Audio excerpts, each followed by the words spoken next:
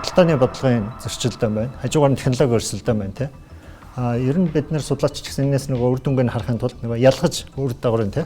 Энэ бол худалдааны бодлого юм байна. Энэ технологи ингээд нэг нэлээд ялгаж судлах хэрэг гарна. Гангийн үйлдвэрлэлийг хязгаарлах гэдэг юм шиг боловч нөгөө талаас эдийн засгаа дэмжих гэдэг. Тэнгүүч Монголд ирээд буулгахаар манай нүүрсний үн, манай төмрийн өдрийн үн гэдэг юм тодорхойгүй байдал асар ихтэй.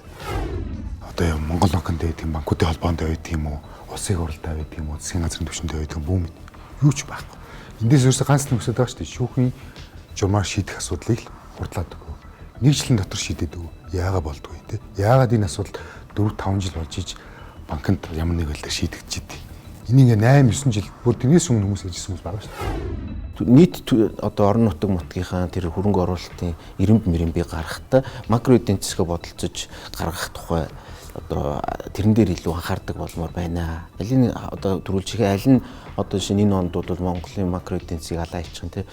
Нөгөө ерөнхий сайд нь тэрбум доллар босгодог тэрийг одоо нэмэгдүүл гэдгсэн байж шүү дээ тий. Тэгэнгүүт нэг тэрбум доллар нэмэгдүүлтэл тэрүүгээр нь одоо зам бариад тэр тэрбумыг гаргахчвал тэгэл нөгөө макро эдийн засгийн талаас бол утгагүй болчих гээд байгаа байхгүй. Эдийн засгийн клубын гишүүд та бүхний өнөөдөр ямглан галтай. За өнөөдөр бүгдээрээ дэлхийн техникийн анхаарлын төвд байгаа Америк нэгдсэн улсын ерөнхийлөгч Трампын явуулж байгаа татварын бодлогын асуудлуудын талаар энэ дэлхийн эдийн засгт ямар нөлөөтэй байж болох вэ? Үүнээс улбалаад манай гол худалдаа өгч болж байгаа хятад улсын зах зээл бол улмаар Монгол улсын эдийн засгт энэ бодлого нь ямар нөлөөтэй вэ гэдэг талаар та бүхэнтэй санал солилцъё гэж бодож байна. Ингээд та бүхнийг яран дээр төвшин төгсөж та гэх. Нөгөө бизнес сэтгэлгээтэй хүн юм засаг захиргаанд орж ирж байгаа учраас улс орны эрх шиг гэж үзэхээс өмнө энийг хамгийн түрүүнд бизнесийн ашиг хонжоо байна уу гэдэг талаас хандж байгаа учраас бид нар бол энийг бол цэвэр тийм арилжааны шин чанартай үйлдэлүүд хийгдэж байна гэж харж байгаа. Одоо миний хувьд тэгээд үүний дам нөлөө бол Монгол руу орж ирнэ. За 16-оос 20 оны үед бол байсан үе бол одоогоос бас жоохор тухайд миний би санаж байгаа Трамп бол зөвхөн хятад руу чиглээд байсан. Ялангуяа одоо хятадын одоо бид нар шудраг биш байна гэдэг. Тэгээ яг хуу Трамп хэрэгжүүлсэн дараа нь Байден гарч ирд энийг зогсоогоогүй шүү дээ.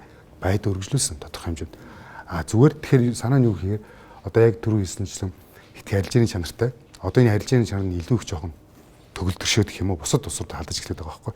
Яг худалдааны 3 топ 3 улс болох Хятад, Мексик, Канада энэ 3 руу ханддаг. 2017 он хүртэл ерөнхийдөө тэр нэг 2.5% одоо нэлийн өндөр байсан бол тэрнээс хойш бол ерөнхийдөө явсаар байгаа одоо ингээд дэлхийд эзэлж байгаа тэр гадаадын шууд хөрөнгө оруулалтын хувь хэмжээ бол дотоодын нийт бүтээгдэхүүний 1.5% ингээд бууж ирсэн байна. Тэгэхээр ингээд энэ бол одоо Монголын эдийн засагт нөлөөлөл гэх юм бол одоо тэр шууд хөрөнгө оруулалтаар одоо бүгд найрамд хятад ард улс руу дамжиж иржсэн тэр шууд хөрөнгө оруулалт бол унаад одоо ингээд 24 оны эцэгт бол бараг 0 руу очсон байна. Нийт тэрэ тий нөгөө гадагшаа оруулж байгаа дотоодд орсон тэр хөрөнгө оруулалт хоёр. Тэгэхээр тэр нийт 0% дээр ирж байгаа тэр хөрөнгө оруулалт бол юуг харуулах вэ гэхээр ер нь бол бас одоо тамаан одоо Монголд тэр хятадд тэр хөрөнгө оруулалт дээр суурилж өсөж исэн өсөлтийн нэг одоо сувг бол хаагдж байгаа хэлбэртэй байгаа хгүй. Тэгэхээр одоо тамаан Монголд нөлөөлөх угаасаа манайх чинь нэг хүрштэй бараг 100% хамааралтай шүү дээ экспортын дээр. Тэгэхээр тэрүүгээр л дамжиж бас нэлээд сувг орж ирэх байх л гэж харагдаж байгаа. Зөвхөн эдийн засаг одоо дотоодын эдийн засгийг хамгаалаад ажил эрхлэлт бий болох энэ бол эдийн засгийн зорилт юм. Үүнээс цааш стратегийн том зорилго бол Америкийн нэгдсэн улстай нөгөө номер 1 байх хэрэгтэй. Америк бол Америкийг дахин хүчрэх болгоо гэдэг вариант. Тэгэхээр энэ бодлого төлхөө харагч. Энийг хэрэгжүүлж байгаа арга хэрэгсэл нь хамгийн түрүүнд бол яг нөгөө бид бүхний ярьж байгаа тарифын бодлого хэрэгжиж гэнэ гэж ингэж харагдаад байна. Их түгээмэл яригдаг санал л та тий. Гэхдээ нөгөө яг эдийн засгчдыг гайхшруулж байгаа нэг асуудал бол одоогийн тарифа өсгөхтэй дотоод зах зээлээ хамгаалдаг энэ бодлого чинь бол суур меркантилист гэж ярьдаг те мерчантууд ингээ бие биентэйгээ ч худалдаа хийнгүүт ерөөсөө өөр харилцаа байхгүй худалдаа хийдэг тэр үеийг санагдуулах үс бодлого одоогийн 21-р зуунд бол ялангуяа эдийн засгчдыг үздэг гэхээр тэр бол зөвхөн нэг тал өөр олон харилцаа холбоо байна ялангуяа санхүүгийн урсгалууд энийг ерөөсөө бид нар нөгөөх цэвэр худалдаа талаас нь ашигтай байна ашиггүй байгаа учраас манай эдийн засаг өсөж байгаа буурж байгаа гэж хизээш хинч үзэхэ болцсон. гадаад худалдаа өргөжих алдагдaltaй байна уу, ашигтай байна уу? Гадаад худалдаа өргөжих тусам эдийн засаг нь өсдөг гэсэн эмпирик судалгаанууд бол асар их байгаа шүү дээ. Гадаад худалдаанд алдагдaltaй ч гэсэн эдийн засаг нь өндөр өсөж яваад байдаг. Америк өөрөө тийм. Гэтэл одоо Трамп гарч ирээд эхний Трамп 1, Трамп 2 гарч ирээд ийм меркантилист маягийн бодлого яхаар Америкийн эдийн засгчид өөрсдөө энэ ч одоо ботчихсон бодлогыг хариу нь гарцсан бодлогыг те хариу нь гараагүй юм шиг дахиж ботгоход тий дахиж хэрэгжүүлээд тэгээд ерөнхийдөө мэргэжлийн эдийн засаг судлаачтай хувьд бол жоохон тийм гайхшруулсан юм болж байгаа. Трамп өөрийнхөө байх хугацаанд өөрийн өмнөдөг хамгийн том хэмжүүн нь болохоор хөрөнгөний зах зээл. Өмнөх 16-20 оны хугацаанд хөрөнгөний зах зээл маш сайн дэлсэрсэн. Ялангуяа S&P 500 гэсэн маш сайн өссөн 30-40% өссөн. Тэгээд энэ бол юутай холбоотой гэсэн юм хамгийн ихлээд юутай. Corporate tax аж ахуйн нэгжийн татварыг болгосон. Одоо effective tax гэж ярьдаг та яг үйлчилж байгаа тийм 30 орчмоос нэг 22 3 болгож бууруулсан. Тэгээд энэ бол аж ахуйн нэгжүүд маш их таалагдсан. Энэ аж ахуйн нэгжүүд гэсэн одоо сая энэ ерөнхийлөгчийн сонгуулиар лобби хийж маш хэмжээний ханд өгсөн. Чи дахиад буулгах юмстай гэсэн. Маань хүн бол буулгах гэсэн. Одоохондоо бол энийг арай ярьж эхлэх байна. Тэрипа жоохон ингээд сонирхолтой буураад ирэхээр энийг магадгүй ярьж эхлэх гэж бодож байна. Тэгэхээр одоо юу гэдэг хөрөнгөний зах зээл маш их дэмжиж өгч байгаа. Америк нэгдсэн улсын нөө тодорхой байдлын индекс топ түвшиндээ хүчсэн байна гэж ашиг үе тий. Тэгэхээр ингээд хаасаагүй ингээд тодорхой байдлаар үүсэж байна л да. Тэгэхээр яг түрүүсэн ч одоо Трампын хамгийн том үзэр дараагийнх нь нэг тоо хэмжээ, тарифаас гадна тоо хэмжээ. Нэг өмнөх алдаа давтахгүй тулд. Яг өөрчлөсөн тооцоогоор тарифын бодлого үргэлжлээд байвал Америкийн нэгдсэн улс дотоодын бүтээгдэхүүнийхээ өсөлтийн 0.21% алдна гэж байгаа. Тэр бол том тоо шүү дээ. 0.21% алдна гэдэг. Тэгэхээр бол богино хугацаанд алдагдaltaй, урт хугацаанд эдийн засгт бол алдагдaltaй гэж бодож байгаа. Засаг захиргаа нь бол алдагдaltaй гэж бодохгүй байгаа. Нэг тийм сонин дүр зураг л харагдаад байгаа да. Гангийн үйлдвэрлэлийг хязгаарлах гэдэг юм шиг боловч нөгөө талаас эдийн засгаа дэмжих гэдэг. Тэнгүүч Монголд ирээд буулгахаар манай нөөцний үн, манай төмрийн өдрийн үн ингээд юм тодорхойгүй байдал асар ихтэй.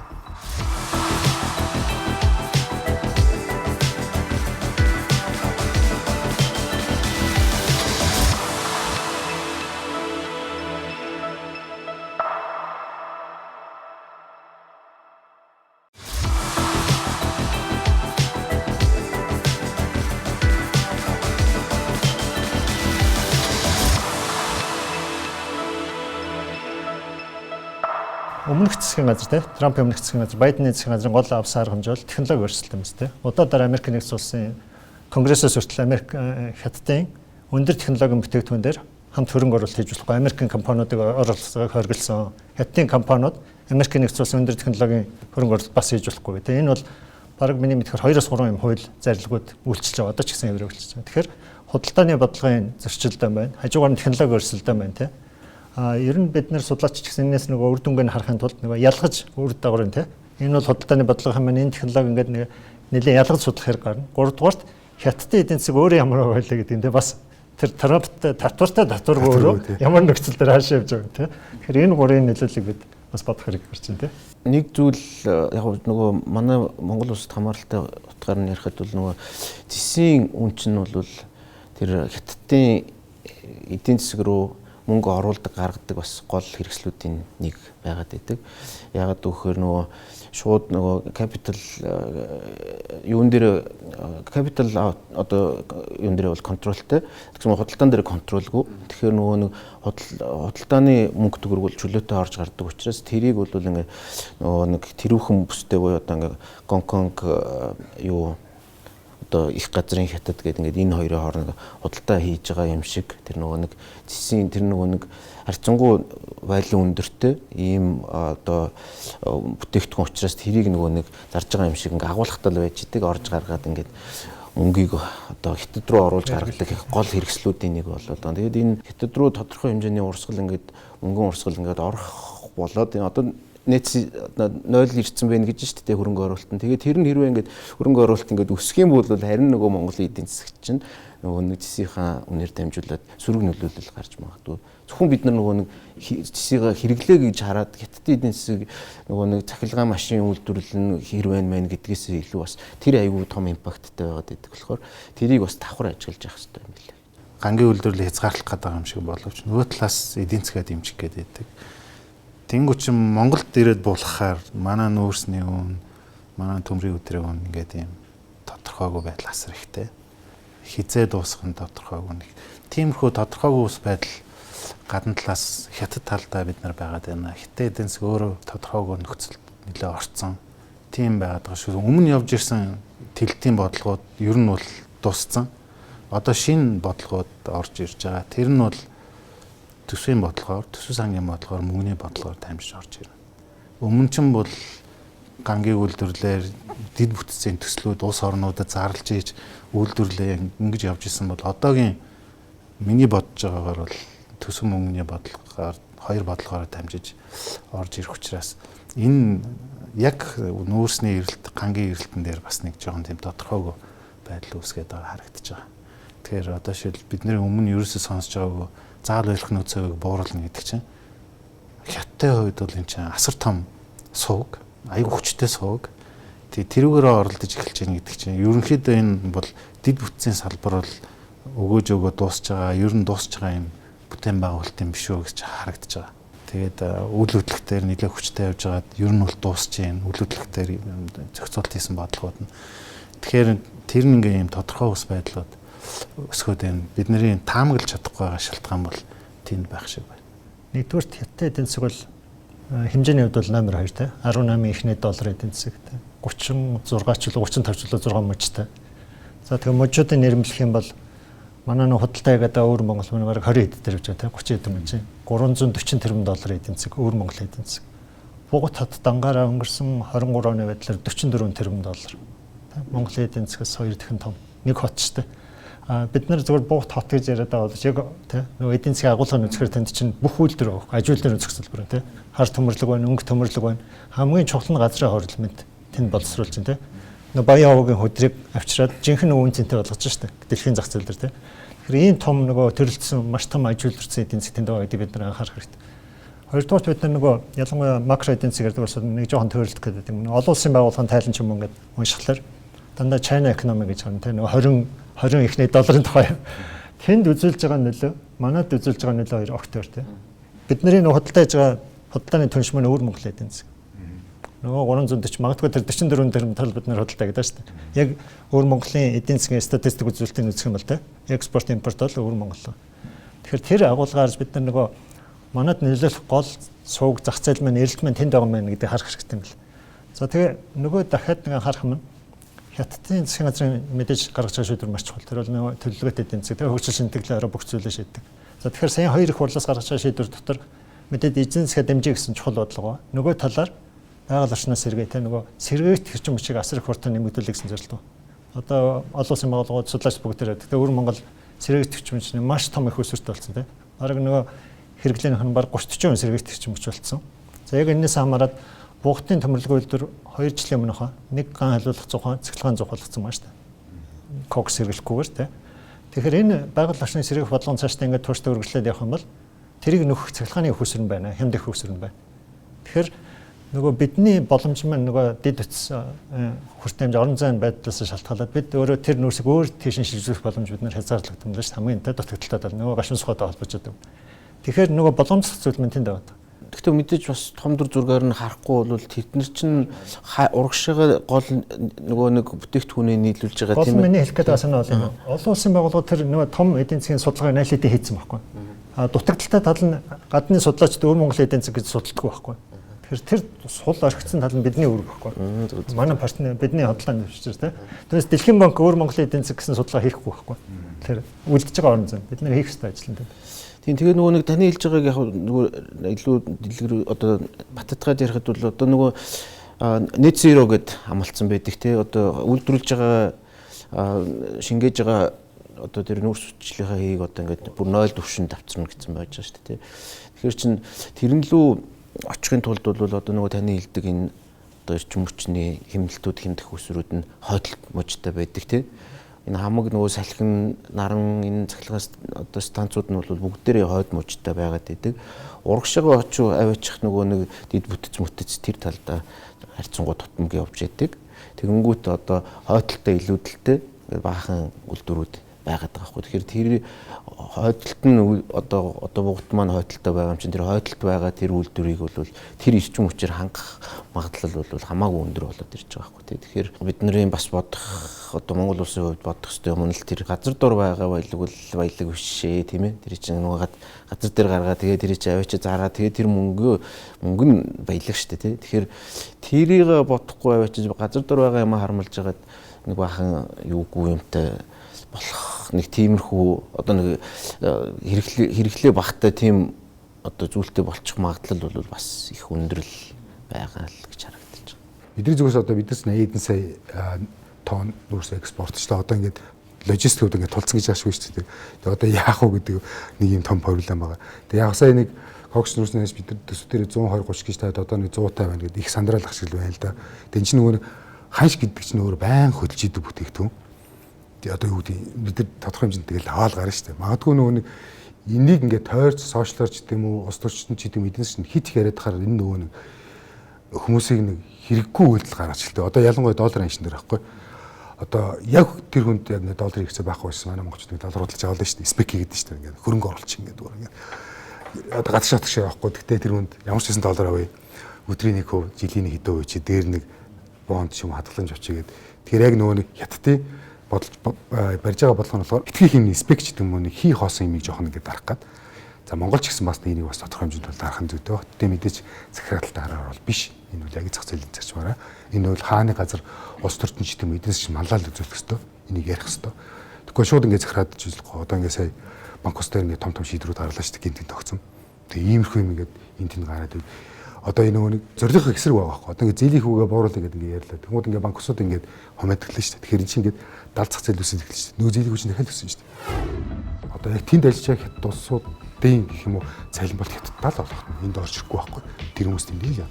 Тэр энд нэмэн өртөө үүсэх магадлал бага. За тэгээд босод одоо орооноч гэдэг юм том төсөл орж байна. Тэр чинь ингээд бага багаар шиг гэж орж байна.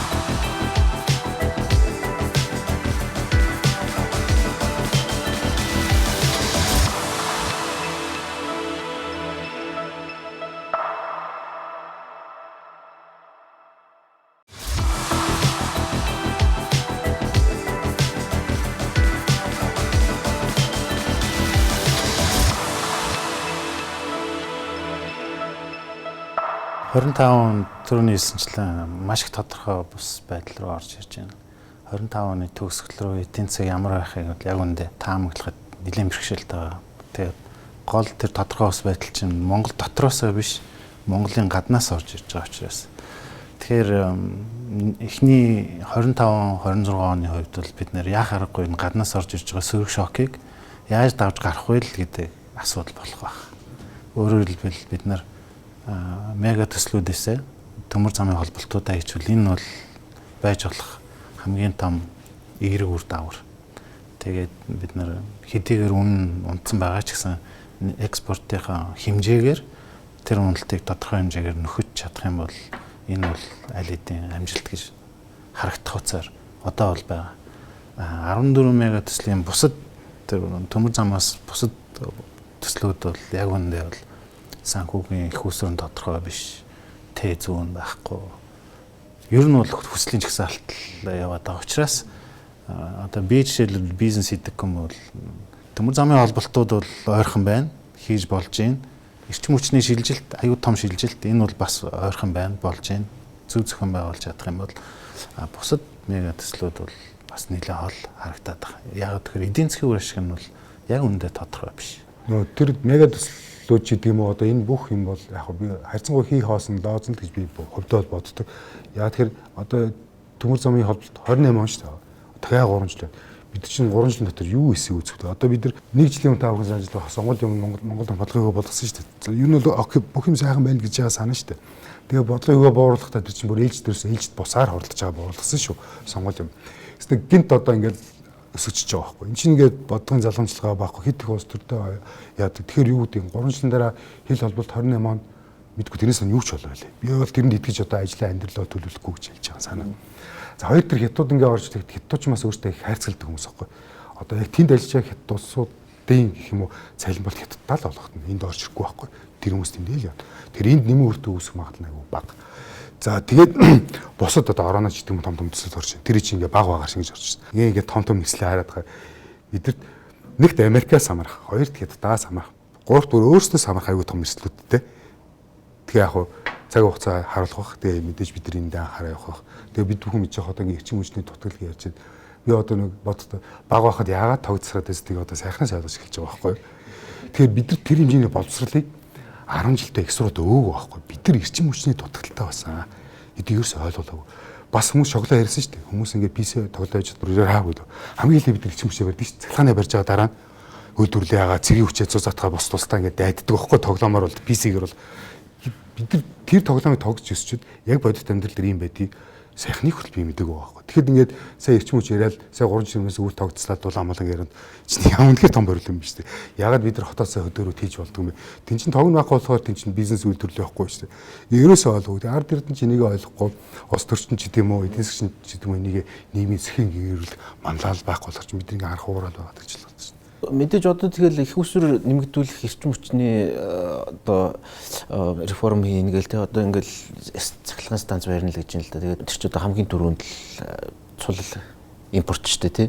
Тэгэл тэр бол ингээл 100% импорт те. Тэрнтэй харьцуулахад бол төвшөө багшийн ярьж байгаа тэр төмөр замын чинь бас нэг 20-30% зөвхөн төмөр нь гол нь импортоор ирдэг юм байна л да. Тэгэхээр нөгөө дотоодын ажиллах хүч нь Монгол хүмүүс байж болно. Тэр цэм бетоныг манайх өөрсдөө чинь шороо мороо өөрсдөө зөөчин те. Тэгэхээр яг юу импортын дарамт талаараа бол харьцангуй гайгүй. Ялангуяа одоо энэ төлбөрийн тэнцэл нэг 2 сарын дотор ингээл цул пал идэл унж байгаа юм үү те. Төсөв сангийн бодлого мөнгөний бодлогоор дамжиж энэ эдийн засгийг макро докторчлтыг хийхдээ тэр нэг гаднаас ирж байгаа сөрөг шокийг эдийн засгийг хамгаалах чиглэл хамгийн түрүүнд тавигдана.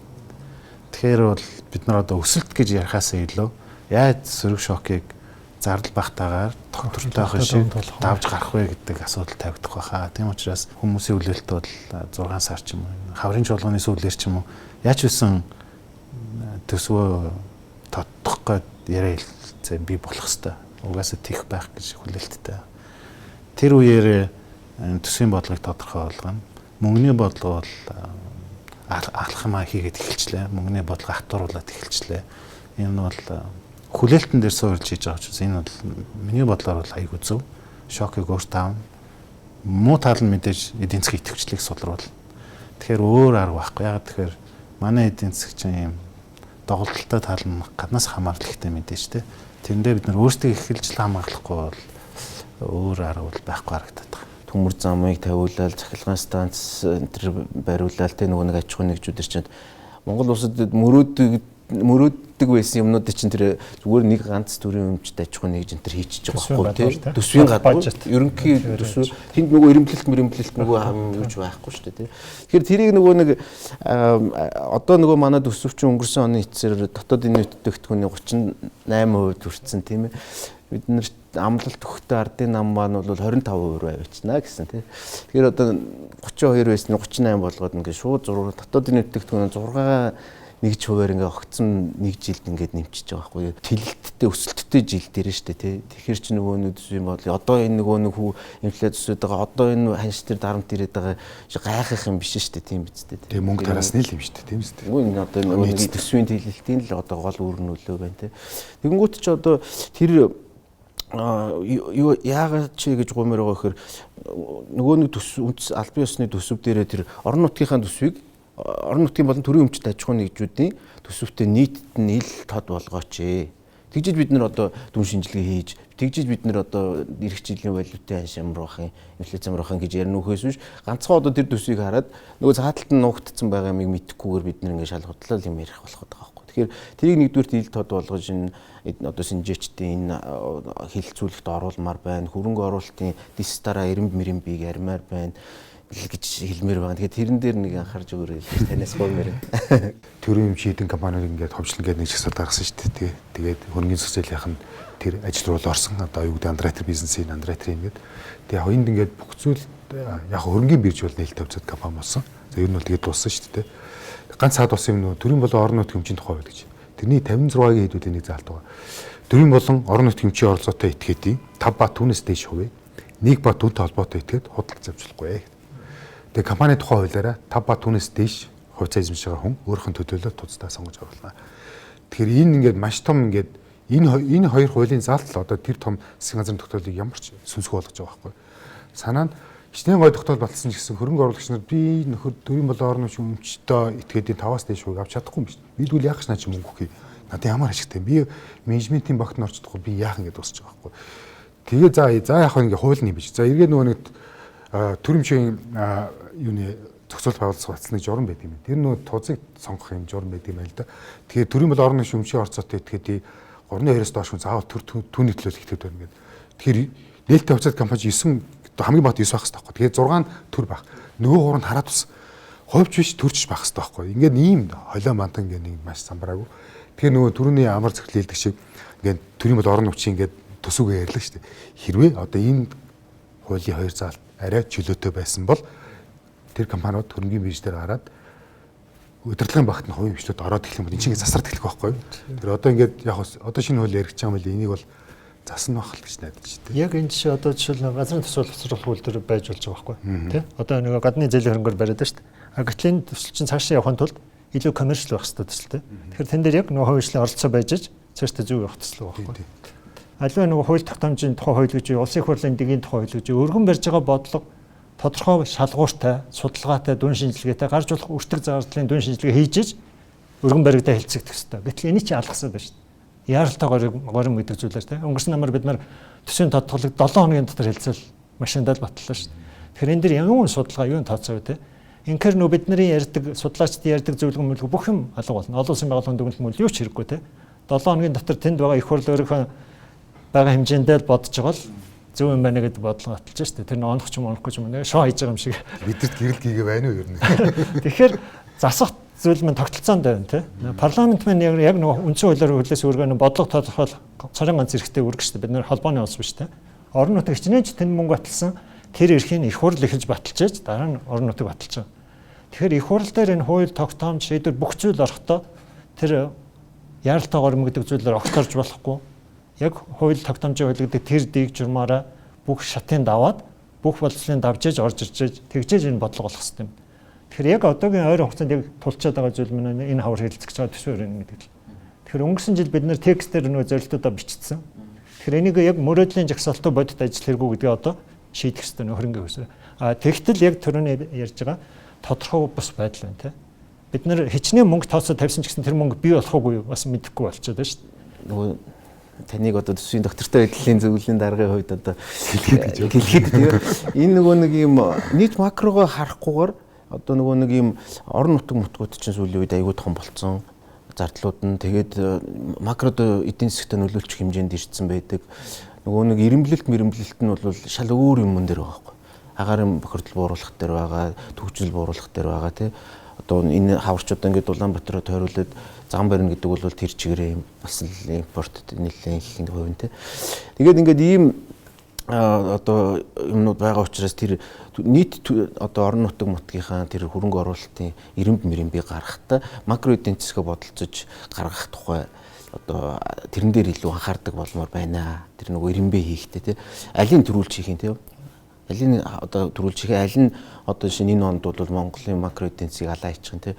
Нөгөө ерөнхий сайд нь тэрбум доллар босгодог тэрийг одоо нэмэгдүүл гэдгсэн байна шүү дээ. Тэгэнгүүт нэг тэрбум доллар нэмэгдүүлтэл тэрүүгээр нь одоо зам бариад тэр тэрбумыг гаргахчвал тэгэл нөгөө макро эдийн засгийн талаас бол утгагүй болчих гээд байгаа байхгүй.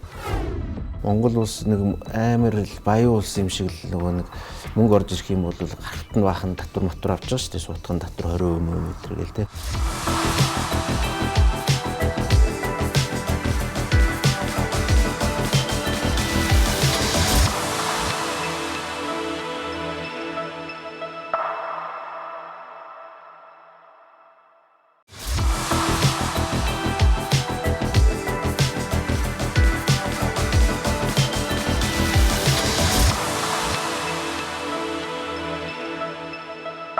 Энэ терапийн болгохтой холбоотой зүйл манай улс ямар боломж үүсгэх вэ? Би жоохон санхүүгийн зохицол руу татаа авчих юм бол тераптэй холбоотой Америк нэгдсэн улсад эдийн засгийн унаа гэсэн судлаач айгүй их багш шүү дээ. Одоо сулрна гэсэн. Тэгээ энэ нөхцөл яад вэхээр Фед буюу Америк нэгдсэн улсад банк чинь суур хүүгээ буулгана. За Трампын арай нөө эдийн засгийн бус аргаар ч гэдэм үү ярьдаг байн ингээд шүүмжилдэг нь бол энэ Федийн хүү өндөр байна буулгаа гэдэг. Нөгөө нэг 8 оны 0.25-аар бараг авчих гэдэг юм уу да. Гэт за эдийн засаг бол эдийн засгийн бус аргааны харах бол энэ Федийн хүү буурах магадaltaй өндөртэй. А гэхдээ яг одоо байгаа одоо тэрүүн маань бас тэр болон бас үгэнд нь ороод буулгаад авах хүн биш гэж бол сүүлийн хэдэн ялангуяа сая 2 сард болсон хурлаар нь л анзаарсан. За хэрвээ Федийн хүү ингээ буурах юм бол яг нэг хөрөнгө оруулалтын шаардах хөгжил буураад ороод ирлээ. Тэгэхээр манай бас нөгөө гаднаас хөрөнгө оруулалт нөгөө бонд босоход тэнд Америкийн Treasury-ийн хүү ингээ бууцсан байх юм бол манай бас хүү бас буураад ороод ирэх бол боломжтой гэж харж байгаа. Тэгэхээр айгүй сайн нааштай байхгүй. Урьдчилан жилдээ хүү 5 орчим байхад хөгжлийн банк 200 сая долларыг бараг 10 орчим хувьтай болсон шүү дээ. Засгийн газар бараг 100% эзэн битдэг. Банкны хувьд 10 орчим хувьтай болсон гэдэг өндөлтөө. Тэгээ хөнгөлтийн банк жоохон өөр кейстэй нөгөө чанаргүй актив өндөр байсан ингээд энэ жоохон нөлөөлөл нь орж ирэх баг. Зүгээр яг терапийн бодохтой холбоотой үйл яг хөрөнгөний зах зээл рүү ч гэдэг юм уу манай гаднаас босож байгаа бонд үед бол хэрвээ Трампын шахалтаар ямар нэгэн байдлаар хүүн буурах юм бол нааш орж ирэх өгөөж нь бол зардал нь буурна. А энэ ямар нөхцөл байх вэ? Манай одоогийн зээл зэцэглэл яг одоогийн хороо би нэмэх байх хэрэгтэй байхгүй. Одоо ингээд энэ нөхцөлөөр ингээд байгаад би асмаас болоод буцаад нөх хуучлагаар гарах юм бол эцсийн Трампын нөгөө нөлөөгөөр хүү буурсан гэсэн бид нэмэргүүлдэ дахиад нөө 8 руу очиод ирэх байх л та.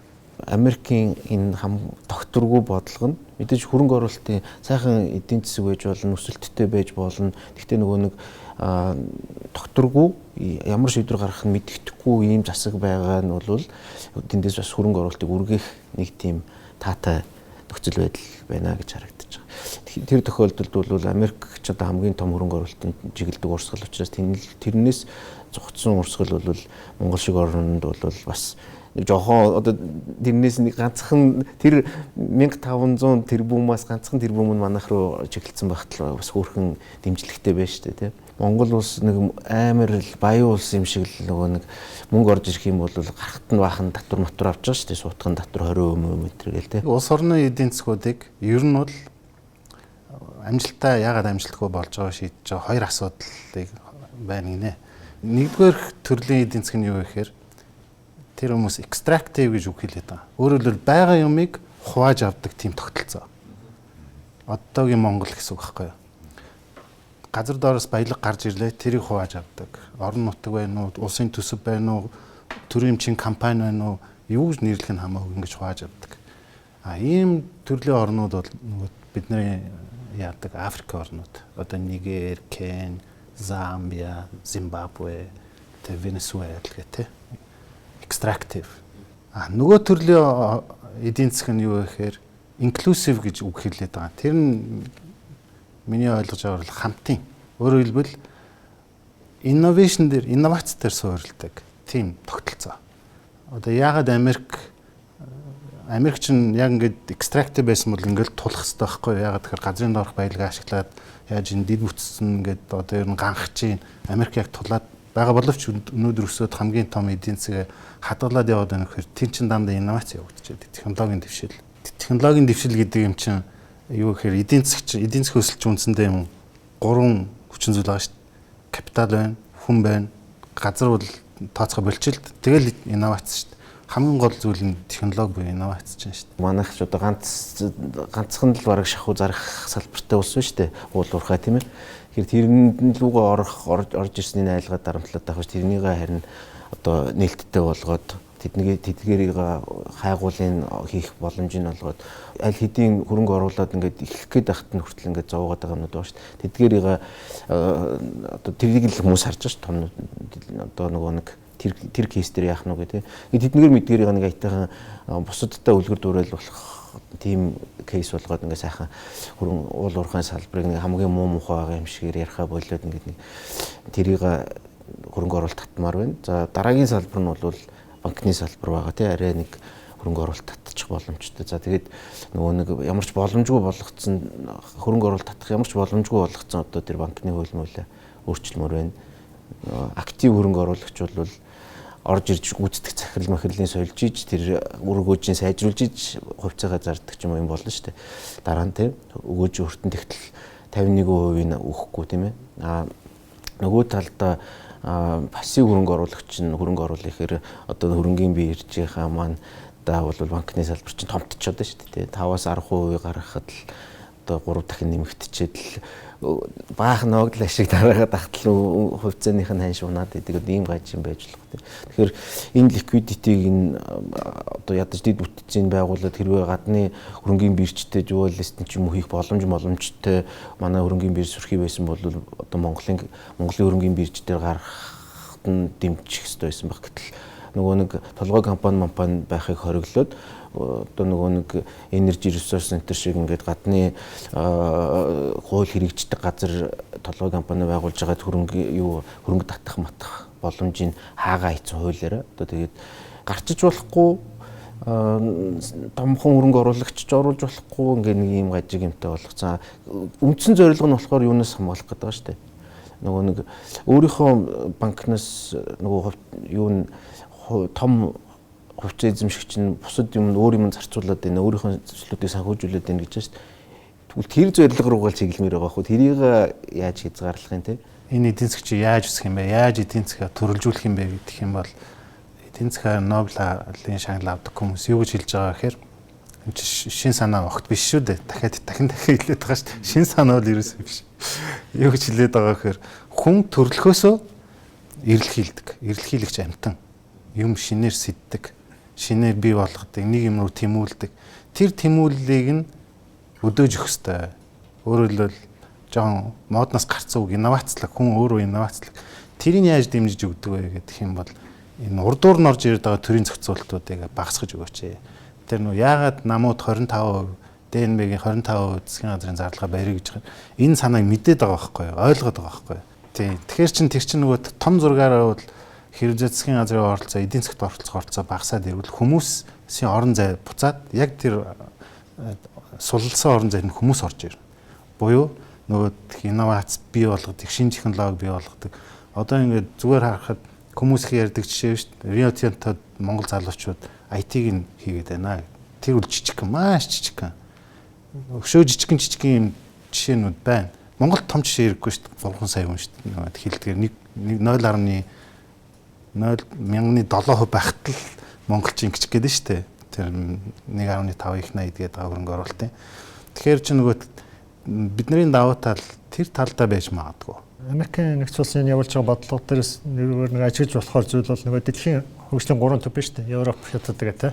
Энэ 3 төв дээр одоо гол эдийн засаг хэрэглэж байгаа. Тэгэхээр Америкийн нэгдсэн улсаас одоо ч гэсэн зөвхөн хоёр хөрштэй Хятадтай биш те. Европын холбоотой бас тарифын бас маргаа өрнүүлж байна.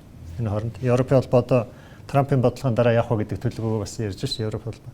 Тэгэхээр энэ бүх өөрчлөлтийн дараа магадгүй 2-3 жилийн дараа те энэ бодлого хэрэгжээд нэлээд явсны дараа ямар бас үр дагавар үүсч болох вэ гэхээр Европ болон Хятадын хоорондын худалдаа илүү өргөж боломж харагдаж байгаа тийм. Энэ дээр одоо ч гэсэн угаасаа харилцаа нэлээд сайн. Тэгэхээр энэ харилцааг дагаад Евразийг халбсан нөгөө дид бүтцийн хөгжил илүү хурцах боломж байгаа. Евразийн тийм одоо явж байгаа. Тэгэхээр энэ дээр одоо хэрэгжиж байгаа энэ Трампын бодлоготой бодлогогүй хэрэгжиж байгаа нэг зүйл бол Казахстаны нутгаар дамжин өнгөрч байгаа Евразийн халбын нөгөө төмөр замын дамжин өнгөрөх тээврийн 2 дахь шугамыг орж байгаа Казахстанаас. Тэгэхээр энэ төмөр замын ач холбогдол улам босгох нь тийм. Одоо ч гэсэн бомб төвчнээ сайн байна. Тэгэхээр энэ боломжийг харин Монгол бас яаж ашиглах вэ гэдэг дээр бид нар бас сайн бодох хэрэгтэй байна. Илүү нөгөө бид нар чи худалдаагаа төрөлжүүлэх гэдэг Төв Азийн олон улс оронтой удаагаар очиж гэрээ хэлцээр хийдэг. Тэгэхээр тэр тээврийн өртөг зардлыг бууруулах боломж ч уг нь гараад байна шүү дээ. Тэгэхээр тэрийг нааш нь яаж холбох вэ гэдгээ одоо бид нар өстой зэрэг бодож чадвал Төв Азийн орнуудтай хийсэн худалдаагаа өргөжүүлэх бодлого маань ялангуяа манай хөдөөж хунгаарлалтай бүтээгдэхүүн эдийн засгийг солонгоруулах боломжтой гэдэг бүтээгдэхүүн худалдаа өгч мөн Төв Азид байж байгаа. Тэгэхээр тэнд бол дид үтсэн маань сайжирч байна. Тэрийг ашиглах уу гэдэг бол одоо биднээс л хамаарх гэдэг ийм боломж бол ажиглаж байна. Бидний хэлээд байгаа санаа бол энэ бол 2-3 худалдаа өгч биш нэг худалдаа өгчөд үнц нь унж байгаа бүтээгдэхүүнийг улам их өгöd ах юм бол үнц нь улам л өмнө.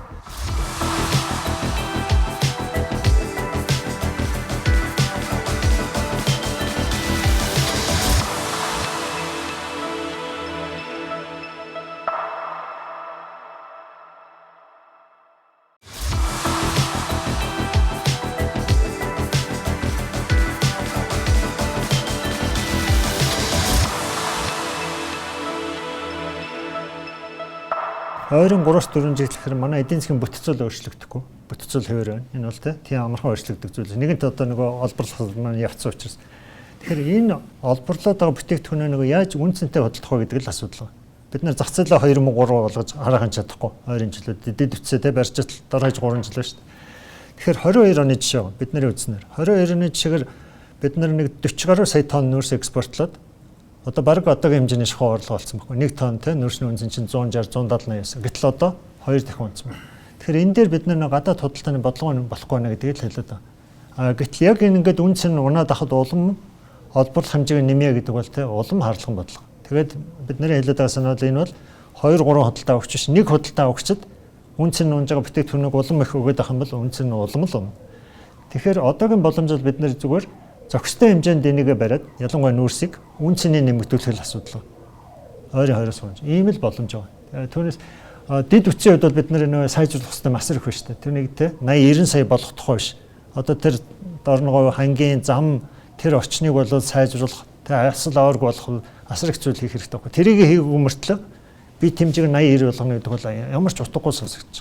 Хуучин социалист зүйл одоо социалист орнуудын тэр нэг гайлын байгууллагуудын хоорондын тэр нэг журмын Монголтойгоо адилхан болгоо тэрийг нэг нэвтрүүлээд амархан гаргачих тийм ээ хятадтайгаа нэг хэлээр ингээд нэг бичиг баримтаа ингээд гайлын бүрдүүлэлтийг хийчдэг болох тэр нэг Монголоос тойроод одоо шинэ манжуураар явахаар Монголоос хурдан байгаад байгааг болиулах тийм ээ одоо ингээд нэг тиймэрхүү ингээд нэг юм жижиг юм шиг мөртлөө маш нөгөө эдийн засгийн үр ашиглалаас айгүй том нөлөөтэй юмнуудыг ингээл хийгээл өгөхтэй одоо тэр геополитикийн нөхцөл байдлаас хамаарад өнөөдөр одоо Оросын улбаны улс манай бүтээгдэхүүнүүдэд татвар нөгөө нэг 40-40-с 60% татваруудаа хөнгөлөх боломжуудыг нээж өгч шүү дээ. Тэгэхээр иймэрхүү боломжуудыг бид нэр илүү лавшруулад тэрнтэй нь илүү интеграцид ороод илүү хоёр хөршрөд авч чадахгүй юм чинь тэр хоёр хөршийнхөө нутаг дээгүүр юм тээвэрлэх боломжуудыг одоо энэ цаг үеийг ашиглаад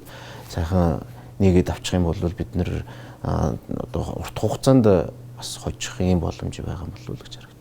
Дид бүтцийн төслүүд дээр бүр их тийм дэлгэрэнгүй байдлаар эдийн засгийн өсөлтөө үеих шиг бол харьцаж чадхаа болчихно. Тийшээ орж чадхаа бол болно. Угаас боломж нь хязгаарлагдмал. Дээрээс нь одоо төсөв тодтоход ирэнгүүт энэ төсвийг бас танах асуудал гарч ирж шít. Тэгэхээр ч нөгөө энэ засгийн газрын төвшүүлт замгаа бүсчсэн хөгжлийн зорилт маань эдгээр чинь бол энэтэй холбоотой төслүүд энэ бүх юм чи хоошоогоо тавигд. Тэгэхээр чин ямар зөвлөмж өгөх гээд байна вэ гэхээр нэгэн тийм тохиолдолд эдийн засгийн хөтөлбөрүүдийг эдийн засгийн үр ашгийг нь тооцож байгаад эрэмблэх асуудал бол хамгийн түрүүнд орж ирэх хэрэгтэй. Аль төслүүд нь 1-р иргэн бинд явагдах юм бэ? 2-р иргэн бинд, 3-р иргэн бинд. Тэгээд тэр зөвхөн эрэмблэгч нь нэг асуудал. Ардлынхаа санхүүжилтийг нь давхар хийгэж өгөөч гэдэг бол зөв. Тэгэхээр бодлогын зөвлөмжл юу гэхээр эх 2 жил бол тодорхой ус байдал үргэлжлэх юм. Төсөв мөнгөний бодлого бол хатуурна. Тэр ойлгомжтой. Айнугүй хажуугаар амьдрал үргэлжлэх ёстой, дэд бүтцээ хангах ёстой. Тэгэхээр тэр хөтөлбөрүүдэд эрэмблээд эрэмблэхтэй зүгээр эрэмблэлт биш санхүүжилттэй ньютайтын цогцоор нь тавьж урагш нөтлөхгүй бол бид нар бол одоо жишээлбэл нэг юмыг золиос болохгүйгээр нөгөө юм бүтээж чадхаа болцсон гэсэн үг. Зэрэг бол орж чадахгүй болцсон. Тэрийг ухамсарлах ёстой болцсон баха гэж боддог. Манай асуудал жоо валютын шалж байгаа дотор байх хэрэгтэй гэж байна. Гадаад ч дотоод зах зээлээс бидрэлөө ямар сугаар орж ирэхээр нэгт ханшаар дамжиж орж ирнэ. Хоёрт хүүгээр дамжиж орж ирнэ. Тэг яг бид дотоод хөвгөө төгрөгийн хөвгөө дотроо бол хайцангуй шийдэж болно. Гэхдээ нөгөө бидний ханш өсөд байхаар нөгөө төгрөгийн зээлээ барихын тулд бид нар долларын ханшин дээр долларын хүн дээр ингэ зөксөлт хийж байгаа шүү. Одоо бид нар захиргааталтаар аваа яваад байгаа шүү дээ. Тэнд Америк нэгдсэн улсын бенчмарк эрсдэлгөөгийн түвшин 4.25 байхад манай банкуудын хадгаламж жилийн хугацаанд 3 байна шүү дээ.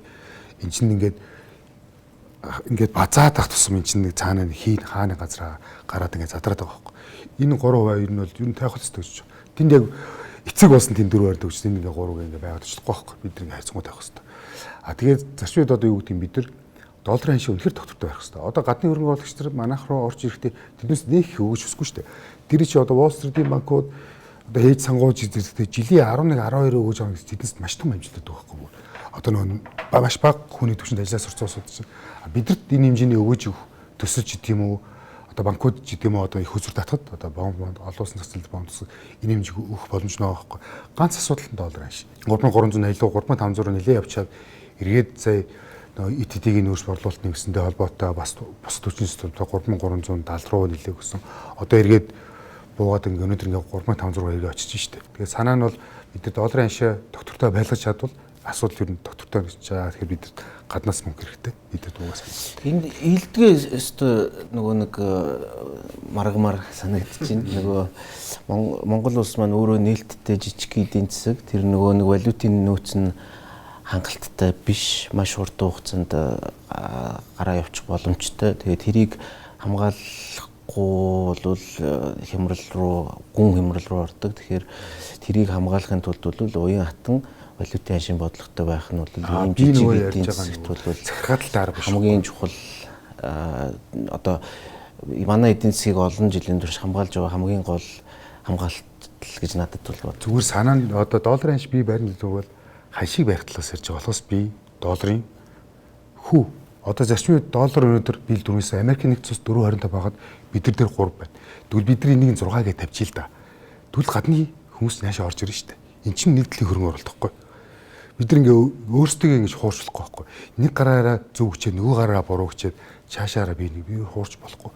Ханшийг бол бид нар бие захирал даа гэж хэлэв. Энэ угаасаа үе ятан байх ёстой, байгаа, байх ч ёстой гэж чинь. Зүгээр ингээд яг бодит байдлаа прагматик байх ёстой байхгүй бид нар. Ерөө долларын хадгаламжийн хүүгээ хэдлээ. Яг төгрийн ханшийг төр мартаад зүгээр ингээд зах зээлд өрсөлдөөн тавил та. Энэ банкуд чинь хоорондоо их өрсөлдөн явандаа буулгана шүү дээ. Өөрсдөө зарлаа хийнэ шүү дээ. Яг бодит байдал руугаа хааны газар дээр хугарлын зэг гэдэг дээр очих байхгүй. Тэгээд долларын одоо юу гэдэг би бол яг санаж байна. Аржины банкнд нэг хэсэг ажиллаж байхдаа гадны хөрөнгө оруулагч компаниуд манай дотоодын банкуд хадгаламж хийдэг гэсэн. Тухайн долларын хүүн 8 7 байсан байхгүй. Гэвч чи одоо манай засгийн газар компаниудын зээлээд байгаа л хүүний түвшин шүү дээ. Тэр үед манай зээлч зэрэг одоогоос муу байсан л байхгүй. Тэгэхээр одоо юу гэдэг аржины банкуд ч гэдэм үү Монгол банк ч гэдэм үү ер нь ингээ санхүүжилтээр бид нар долларын ханшийг доктортой байх хэрэгтэй. Гэтээ хэд их захиргаалтай аргатай баймиг байгаа байхгүй. Зөвлөмж их анхаарах асуудал дээр яг бодиттой зүгээр нэг жишээн дээр ярьж болж байгаа байхгүй. Одоо саншиндан газрын төсөл боловсруулах үйлдвэрэн те нэлээд удаан хугацаа өнгөрчлөө, нэмэлт санхүүжилт авчлаа те. Харамсалтай энэ төсөл мань яг одоогийн зээлээр дуусахгүй байхгүй. Дахиад энэ бариад дуслаа гэхэд үүдээр бариад дуслаа гэхэд цааш нь үйл ажиллагаа болоход дахиад улсын төсөөс их хөрсөөр дахиад шаардлагатай болно.